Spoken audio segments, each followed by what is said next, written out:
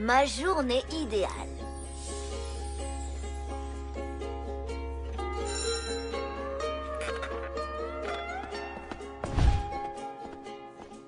Je sais ce que vous pensez là tout de suite. Vous vous dites que tout ça sort de mon imagination, que je suis en train de rêver, que c'est une pure invention de ma part. Eh ben non, les amis, ce que vous voyez là est plus vrai que vrai. Le jus que tu as demandé, avec des fruits frais tout juste pressés. Gracias, Seigneur Zonka. Mon père a veillé tard pour finir tes devoirs. Danke, Herr Bertrand François. J'ai des billets pour le concert des Slobers, mais j'ai pas pu avoir de premier rang comme tu voulais. Oh. Ça ira quand même. JB, mon pote, j'avais dit 2 places au premier rang central. Ah. Tu veux gâcher ma journée idéale?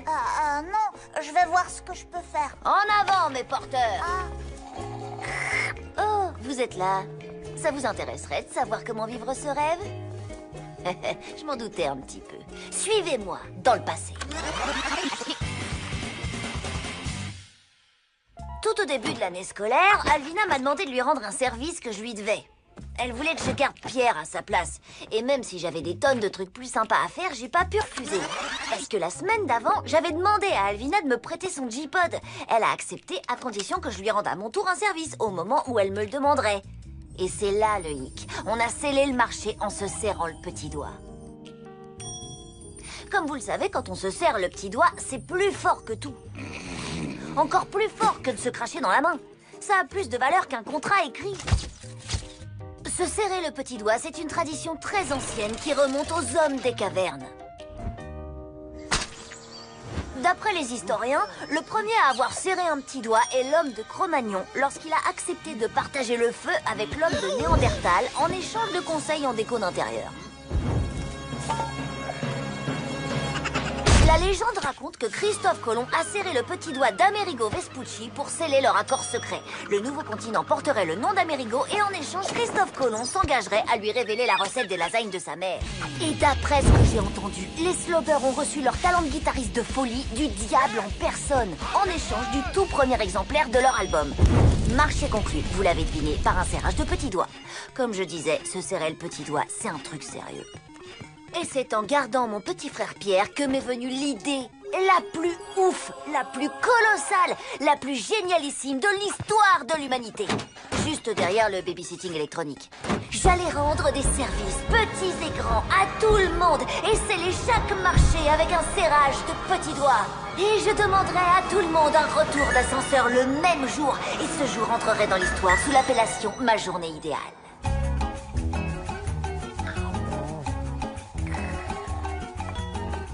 Cadeau de Gladys, mais tu peux te servir, Angelo. Ah bah merci.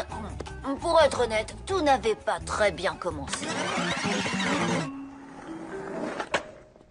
Bonjour, monsieur le vigile. Une petite pause, je vous offre une boisson fraîche. Je vois qu'il y a une machine et je vous remplace pendant ce temps en échange d'un service plus tard. On se serre le petit doigt? Ça va pas, gamin? Une pause? La sécurité ne dort jamais. Je suis de garde 8 jours sur 7, mon petit gars. 369 jours par an. Et encore, je parle pas des dimanches. Vous voulez que je vous assure, coach Zonka? Ah oui, Angelo, c'est très gentil de ta part. Du coup, vous me devrez un service. Petit doigt? Ah, petit doigt. Attends, je vais y arriver. C'est peut-être pas une bonne idée de faire appel à un poids-plume pour m'assurer. J'ai quand même eu un petit succès auprès de papa. Pour la suivante, si tu faisais Zeus lançant un éclair depuis le ciel... J'ai quand même dû bien galérer pour récolter la promesse d'un tout petit service. Comme l'échange de services ne se passait pas aussi bien ou aussi rapidement que ce que j'avais prévu, j'ai consulté un expert. D'après mes calculs, à la vitesse à laquelle tu accumules les services rendus multipliés par le travail que ça coûte, moins la racine carrée des services dont tu aurais besoin, il te faudrait 10 ans pour avoir ta journée idéale. Moi, 10 ans? Mais c'est toute une vie. C'est pourquoi je te propose une approche plus scientifique. Traduction? Si tu veux conclure un marché à coup sûr, il faut que tu saches ce dont l'autre a vraiment envie. Oh oui, et que je puisse facilement le contenter. Trop fort, Victor. Je sais, je suis un génie. Tu vois, c'est exactement ce que j'allais dire. T'es un génie, mon pote. Oui, continue. Mais avec plaisir. Tu veux que je t'enregistre un message sur répondeur où je le crie haut et fort? En échange d'un service plus tard? Petit doigt? Hé, je te vois venir, Angie. Tu sais que j'aime bien qu'on dise que je suis intelligent. T'es en train d'utiliser ma méthode pour que je te rende un service comme je te l'ai suggéré. Je dis pas le contraire. Sur le message, tu pourrais m'appeler Vic le génie? C'est à partir de ce moment-là que j'ai commencé à utiliser la méthode sur mesure brevetée par Victor. Cadeaux, échange de services, cirage de bottes, tout était bon. J'ai commencé par le plus facile. Des cookies! Sans oublier les services que j'avais déjà récoltés. J'avais promis à Lola de la laisser me faire un tatouage au henné, qui a tenu plus longtemps que prévu. Waouh, tu déchires, Angelo! La prochaine fois, pas sur le visage. Hé, mon frangin, j'ai vu le faux avis positif que t'as laissé sur Miam pour la cuisine de la cantine. Trop bien, mon pote. Waouh, génial! 2 entrées pour le salon du bretzel. Papa. Yo, mucho merci pour les jetons d'arcade de jeux vidéo collector, mec. C'est incroyable tout ce que j'ai pu retrouver en aidant maman à nettoyer le garage. J'adore cacher des trucs, surtout quand il y a des bonbons dedans. C'était parti, et bien parti. Ça m'a pris 8 mois, mais j'avais réussi à gagner tous les services que je voulais pour ma journée idéale. Oui, enfin presque tous. Il y a eu malheureusement quelques réticences. Il n'en est pas question. Monsieur Leroux s'est révélé être un obstacle majeur. Faut dire qu'il se méfie de moi depuis qu'il est né. Mais j'ai passé un autre marché avec Eddie pour qu'il prépare à la cantine un repas bien plein de sauce le jour de la réunion parents-prof. En échange, je lui écrivais d'autres avis positifs sur Miam, en utilisant des pseudonymes, évidemment. Oh, ma cravate préférée. C'est à croire que ce plat a été préparé spécialement pour que je m'en mette partout. Heureusement pour Monsieur Leroux, il se trouve que j'avais apporté ce jour-là une cravate de rechange à l'école. Elle venait d'un vieux costume de clown d'Halloween que j'ai aussi retrouvé en nettoyant le garage. Merci, maman. Très bien, je la prends. Et puis non, je plaisante, votre cravate de clown. Je vous faisais marcher.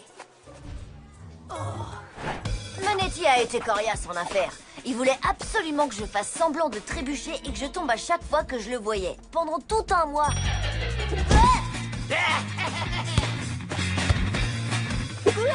Sans jamais se lasser de mes cascades. Jamais. Ça faisait pas vraiment mal, vu que je portais des protège-coudes et des protège-genoux sous mes vêtements. C'était même plutôt marrant, en fait. C'est le truc le plus drôle que j'ai jamais vu. Manetti, qu'est-ce que tu fais ici?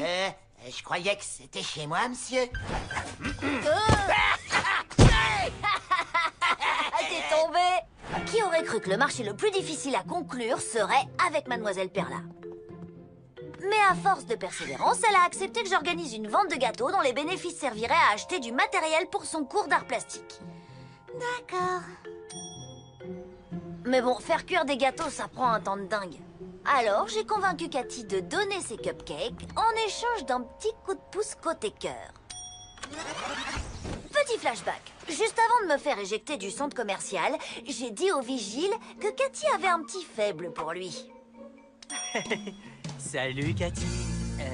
Je me demande si vous avez un peu de temps. Eh ben, peut-être que vous et moi, on pourrait, vous savez quoi, comment dire... J'imagine que tout ça vous donne le tournis. Mais j'ai jamais dit que c'était du gâteau de planifier ma journée idéale.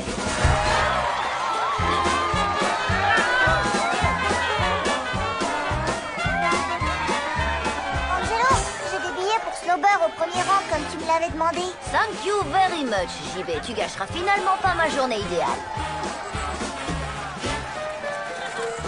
Votre limousine vous attend, monsieur. Arigato, mon brave. Ne rajoute pas. Montre qu'on en finisse vite avec cette journée, s'il te plaît.